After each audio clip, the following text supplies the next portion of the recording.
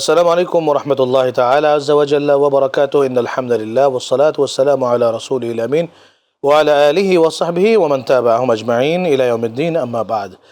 পৃথিবীর বিভিন্ন প্রান্ত থেকে আপনারা যারা আজকে আমাদের রমজান মাসের বিশেষ অনুষ্ঠান শাহনশাহ জিয়া আলোক মাঝভান্ডারী ট্রাস্ট কর্তৃক আয়োজিত আলোকধারা দেখছেন, সকলকে জানাচ্ছি আন্তরিক শুভেচ্ছা এবং মোবারকবাদ। আশা করছি সবাই ভালো আছেন এবং সুস্থ আছেন। দর্শক, চলুন আজকে আমরা রমজানের বিভিন্ন বিষয় নিয়ে প্রতিদিনকার মতো আলোচনা করে থাকি। তো আজকে আপনাদের মনের কোণে জমে থাকা প্রশ্নের উত্তরগুলো দেওয়ার জন্য যে অতিথি আমাদের সাথে আজকে স্টুডিওতে রয়েছেন তার সাথে আপনাদেরকে পরিচয় করিয়ে দিচ্ছি। আজকের অনুষ্ঠানে আমাদের সাথে রয়েছেন চট্টগ্রামের সাউদার্ন ইউনিভার্সিটির ইসলামিক স্টাডিজের সম্মানিত সহকারী অধ্যাপক ডক্টর মোহাম্মদ নুরুন নবী আজহারি। আসসালামু আলাইকুম ওয়া রাহমাতুল্লাহি ওয়া বারাকাতুহু। ওয়ালাইকুম আসসালাম ওয়া রাহমাতুল্লাহি ওয়া বারাকাতুহু। মুহতারাম, আমি আজকে আপনার সাথে আমাদের মূল আলোচনার বিষয়ে যাওয়ার আগে আমাদের দর্শকদেরকে সাথে করে নিয়ে আজকে আমরা স্ক্রিনে দেখে আসি আমরা কোন বিষয়টি নিয়ে আমরা আলোচনা করতে যাচ্ছি। প্রিয় দর্শক, চলুন আমরা স্ক্রিনে দেখে নিই আজকের যে বিষয়, সেই বিষয়টি আত্মশুদ্ধি ও নফস নিয়ন্ত্রণের পথ। মানুষের আসল শত্রু তার নিজের ভেতরে লুকিয়ে থাকে, যাকে আমরা বলি নফস। রোজা হলো সেই নফসকে নিয়ন্ত্রণ করার এক ঐশী কৌশল। পবিত্র কোরআন বলছে, সফল সেই ব্যক্তি যে নিজের আত্মাকে পবিত্র করেছে।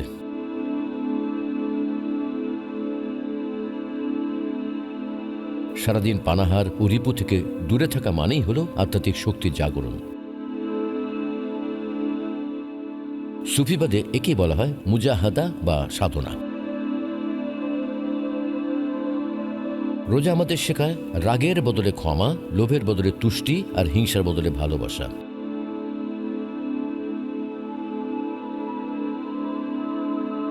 দেহ যখন ক্ষুধার্ত থাকে, রূহ তখন শক্তিশালী হয়।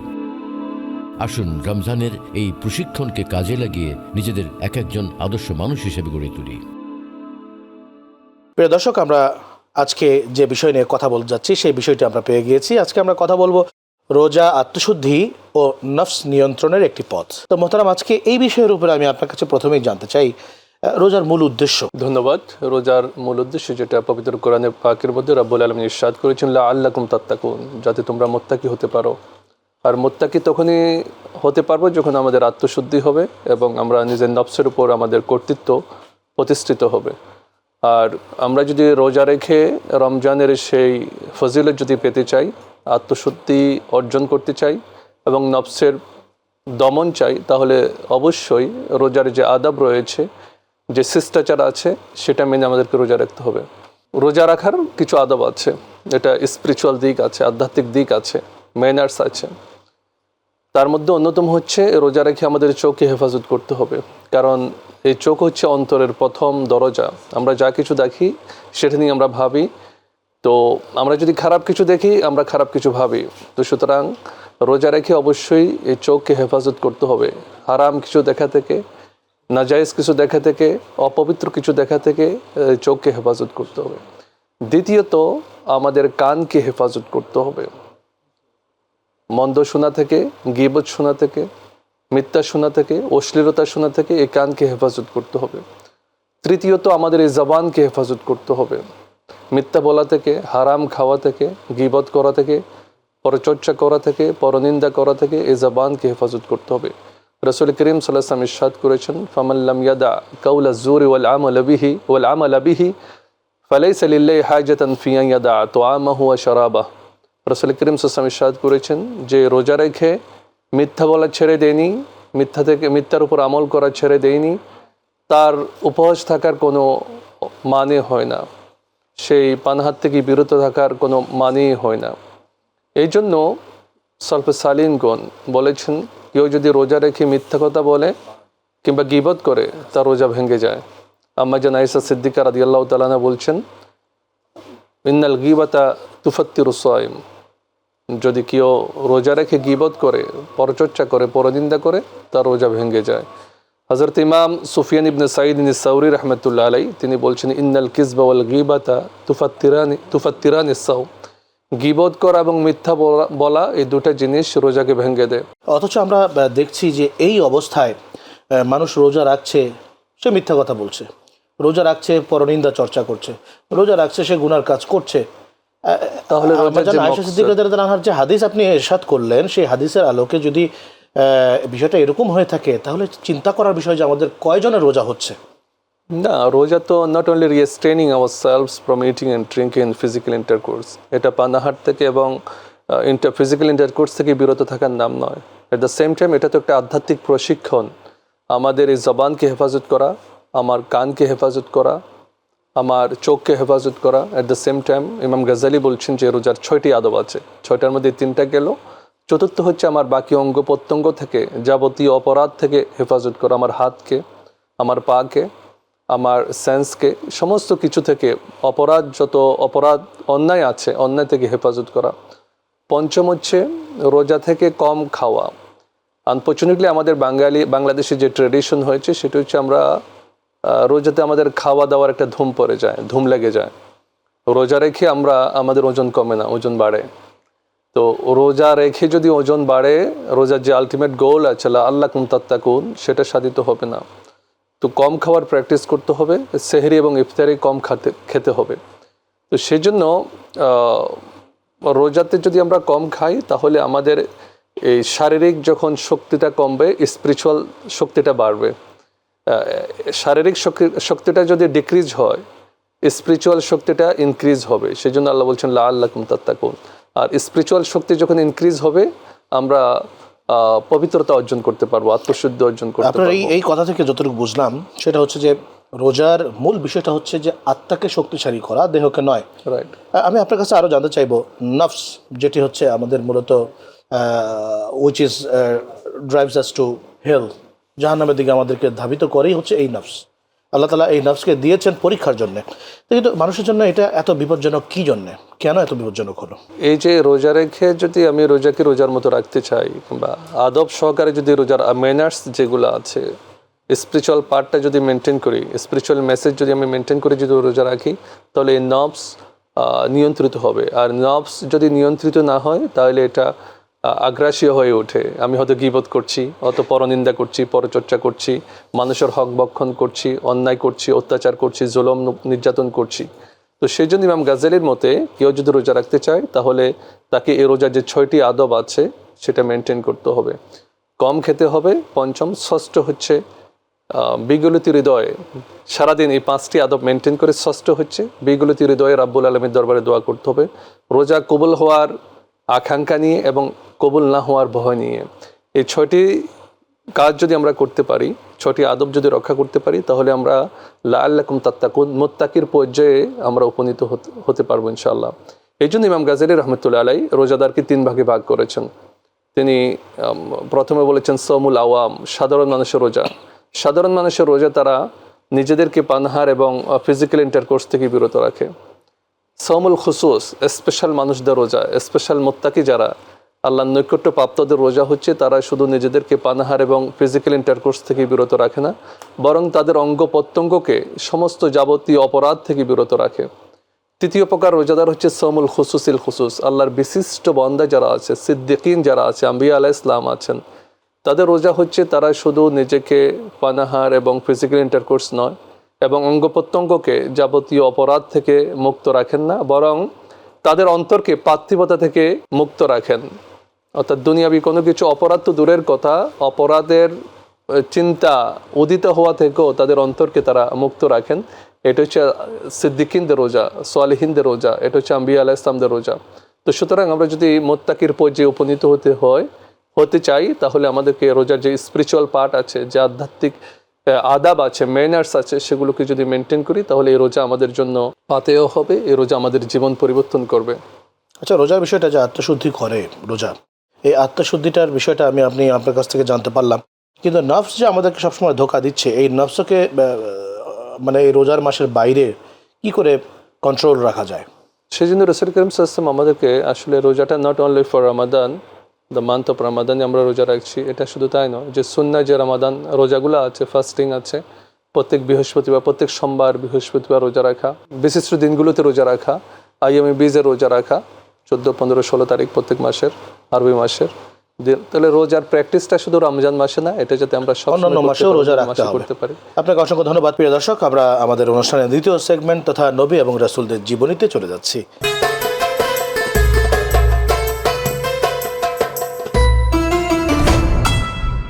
আজকে নবী রাসূলদের জীবনী সেগমেন্টে যা রয়েছে সেটি হচ্ছে মহান আল্লাহ রাব্বুল আলামিনের অপার কুদরতের সাক্ষী হচ্ছেন একজন নবী, তিনি হচ্ছেন হযরত ইদ্রিস আলাইহিস সালাম। আজকে আমরা হযরত ইদ্রিস আলাইহিস সালামের জীবনের কিছু অংশ আপনার কাছ থেকে শুনবো। ধন্যবাদ। বিশ্ববাখানে রব্বুল আলামিন মানব জাতির হেদায়েতের জন্য অসংখ্য গণিত নবী রাসূল প্রেরণ করেছেন। তার মধ্যে অন্যতম একজন হচ্ছে হযরত ইদ্রিস আলাইহিস সালাম। হযরত ইদ্রিস আলাইহিস সালামের ব্যাপারে পবিত্র কোরআনে মেনশন হয়েছে, ওয়াজকুর ফিল কিতাবি ইদ্রিস ইন্নাহু কানা সিদ্দিকান নাবিয়্যা। হযরত ইদ্রিস আলাইহিস সালামকে রব্বুল আলামিন সুউচ্চ মাকাম দান করেছেন। তাকে রব্বুল আলামিন ইরাকের জমিনে পাঠিয়েছেন, কিংবা কারো কারো মতে তিনি ইজিপ্টে এসেছেন, যেটা ইমাম ইবনে কাসির রহমতুল্লাহ আলাইহি বিদায়াতুল নিহায়া আল বিদায়া ওয়ান নিহায়া কিতাবের মধ্যে উল্লেখ করেছেন। কিন্তু তিনি হযরত নূহ আলাইহিস সালামের পূর্বে নাকি পরে, এটা নিয়েও যথেষ্ট মতানৈক্য রয়েছে। কারো কারো মতে, ইবনে ইসহাকের মতে তিনি হযরত নূহ আলাইহিস সালামের পূর্বে এসেছিলেন, তবে ইমাম কুরতুবী রহমতুল্লাহ আলাইহির মতে তিনি হযরত নূহ আলাইহিস সালামের পরে এসেছিলেন। ইদ্রিস আলাইহিস সালাম হচ্ছে প্রথম নবী যিনি সর্বপ্রথম কলম ব্যবহার করেছিলেন, কলম দিয়ে লিখেছেন। তিনি প্রথম নবী, তার আমলে তার যুগেই তিনি সেলাই বস্ত্র তিনি পরিধান করেছেন এবং সেলাইয়ের কাজ শিখেছেন এবং শিখিয়েছেন। তিনি প্রায় 360 বছর দুনিয়াতে বেঁচে ছিলেন এবং ইসলামের তাওহীদের দাওয়াত দিয়েছেন, মানুষদেরকে রিসালাতের দাওয়াত দিয়েছেন। তো আমরা যতটুকু বুঝলাম যে আল্লাহ রাব্বুল আলামিন তার বিভিন্ন নবীদেরকে পৃথিবীতে প্রেরণ করেছেন এবং প্রত্যেকটা নবীর কিন্তু বিশেষ বিশেষ কিছু তাদের কারামাত রয়েছে, বিশেষ কিছু ঘটনা রয়েছে, তাদের মুজিজা ছিল, জি জি জি, যেগুলোর মাধ্যমে তারা একাত্মবাদের দিকে মানুষদেরকে আহ্বান করতেন। আপনাকে অসংখ্য ধন্যবাদ। প্রিয় দর্শক, আমাদের অনুষ্ঠানের এবারের সেগমেন্ট হচ্ছে রমজান জিজ্ঞাসা।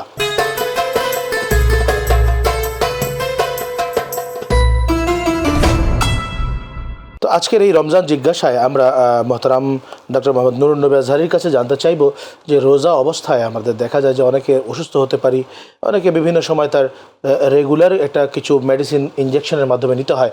So injection, inhaler, insulin, saline এই জাতীয় জিনিস যা নিডলের মাধ্যমে শরীরে নিতে হয়, এর বিধান কি? ধন্যবাদ। প্রথমত ইনহেলার, যেটা যাদের শ্বাসকষ্টজনিত রোগী যারা আছেন তারা ব্যবহার করেন। রোজা রাখা অবস্থায় কেউ যদি ইনহেলার নেয় তাহলে এতে রোজা ভাঙবে না। এটার উপরে আমাদের স্কলারগণ ঐক্যমত পোষণ করেছেন। আল আজহার ইউনিভার্সিটির যে ফতোয়া বোর্ড আছে, এটা হচ্ছে আল আজহার ইউনিভার্সিটির ফতোয়া। কেউ যদি ইনহেলার নেন কিংবা কেউ যদি ইনজেকশন নেন, আবার স্যালাইনের ক্ষেত্রে অনেকে এটা দ্বিমত পোষণ করেছেন, কারণ স্যালাইনের বহুবিধ প্রকার আছে। স্যালাইন যদি পাকস্থলীতে পৌঁছে এবং এটা যদি খাওয়া জাতীয় কিছু হয় তাহলে রোজা ভাঙবে, আদারওয়াইজ রোজা ভাঙবে না। আরেকটা বিষয় হচ্ছে যে অনেক স্যালাইন রয়েছে যেগুলো আসলে মানুষের খাবারের পরিপূরক হয় হিসাবে ব্যবহার হয়, রাইট। সেই সব স্যালাইনগুলো কিন্তু ব্যবহার করলে রোজা ভেঙে যেতে পারে, রাইট, সেগুলো ভেঙে যেতে পারে। আর যদি সেই ইনসুলিন অথবা কোনো ইনজেকশন যেটা ব্রেনে পৌঁছে যায়, মাথার ভেতরকার অংশের জন্য ব্যবহৃত হয়, সেটা দিলেও আমরা যতটুকু জানি যে সেটার জন্য রোজা ভেঙে যেতে না। তো দ্বিতীয় আরেকটা জিনিস আমি আপনার কাছে জানতে চাবো যে অনেক সময় মানুষের জীবন বাঁচানোর জন্য রক্তদান করার প্রয়োজন হতে পারে। অনেক সময় দেখা যায় যে শুধু রক্তদান নয়, শারীরিক অনেক অঙ্গ প্রত্যঙ্গ দান করা লাগতে পারে। অনেক সময় চামড়া, কারো প্রয়োজন হলে চামড়া ছিলে কিন্তু আরেকজনের চামড়ায় লাগানো হয়। চক্ষু দানের বিষয়টা যদি আমরা সেটাও যদি নিয়ে আসি, তো এই যে বিভিন্ন অঙ্গ প্রত্যঙ্গ দান করা, আমরা রক্তদানের কথাই বলি, এটা কি রোজাতে কোনো প্রভাব ফেলবে কিনা? কেউ যদি রোজা অবস্থায় রক্তদান করে সেক্ষেত্রে তার রোজা ভাঙবে না। তবে হ্যাঁ, সে যদি অসুস্থ হয়ে যাওয়ার আশঙ্কা থাকে কিংবা শারীরিকভাবে অনেক বেশি দুর্বল হয়ে যাওয়ার আশঙ্কা থাকে, সেক্ষেত্রে না দেওয়াই উত্তম। হাদিসে পাকের মধ্যে ইরশাদ হয়েছে, রাসূল করিম সাল্লাল্লাহু আলাইহি ওয়াসাল্লাম ইহতাজামা নবী সাল্লাল্লাহু আলাইহি ওয়াসাল্লাম ওয়া সাইম, তিনি রোজা অবস্থায় তিনি হিজামা লাগিয়েছেন, তিনি মুহরম অবস্থায় তিনি হিজামা লাগিয়েছেন, যে হাদিসখানা বুখারীতে এসেছে। তো এই হাদিসের ভিত্তিতে আমাদের স্কলারগণ বলেছেন যে কেউ যদি রোজা অবস্থায় রক্তদান করে তাহলে তার রোজা ভাঙবে না। আর এটাই হচ্ছে আল আজহার ইউনিভার্সিটির ফতোয়া বোর্ডের ফতোয়া। তবে প্রাণনাশের আশঙ্কা থাকলে রমজানে রক্তদান না করাই উত্তম, অন্তত ইফতারের পরে তিনি রক্তদান করতে পারেন। একটা বিষয় জানতে চাবো আপনার কাছে যে বর্তমান সময়ে আমরা দেখছি যে আমাদের সামাজিক ইফতার যে করানো জিনিসটা বা ইফতার মাহফিল যেটাকে বলি, অনেকে বলে ইফতার পার্টিও বলে, ইফতার মাহফিলটা দেখা যাচ্ছে যে বিভিন্ন সামাজিক লোকজন এসে সেখানে বসেন, সেখানে ভিন্ন ধর্মের লোকও থাকেন। তা ভিন্ন ধর্মের লোকদেরকে কি সাথে করে নিয়ে ইফতার করা যাবে? এতে কোনো অসুবিধা নেই, বরং এটা ইসলামের সৌন্দর্যের একটা বহিঃপ্রকাশ। ইসলাম তো মানুষকে সহযোগিতার কথা বলছে, সম্প্রীতির কথা বলছে, সহাবস্থানের কথা বলছি আমরা। দে আর পার্ট অফ আওয়ার সোসাইটি। তো সুতরাং কোনো অমুসলিম যদি মুসলিমদের ইফতার মাহফিলে যদি যোগদান করে, এটা হতে পারে হেদায়েতের একটা মাধ্যম, তো এতে কোনো শরীয়ী দৃষ্টিকোণ থেকে এতে কোনো প্রতিবন্ধকতা নেই, কিন্তু কোনো বাধা নেই। মোহতারাম, আপনি জানেন যে আমাদের শাহেনশাহ জিয়াউল হক মাঝভান্ডারী ট্রাস্ট এর নামে একটা ওয়েব পেজ রয়েছে এবং ফেসবুক পেজ রয়েছে। এই ফেসবুক পেজে কিন্তু আমাদের এই প্রত্যেকটা ভিডিও যায় এবং সেখানে অসংখ্য ভিউয়ার্স রয়েছেন যারা কমেন্ট করে থাকেন, বিভিন্ন লাইকস দিয়ে থাকেন, কমেন্ট করে থাকেন, মাসলা জিজ্ঞেস করে থাকেন। আজকে আমরা সেই পেজে চলে যাব যে দেখি আমাদের কোন ভাই আমাদেরকে আজকে কী প্রশ্ন করেছেন। সেই প্রশ্নের উত্তরটি আমরা খুব কম সময়ে আপনার কাছ থেকে জেনে নেব। ভিউয়ার্স, আমরা চলে যাচ্ছি রুহের আয়নায়।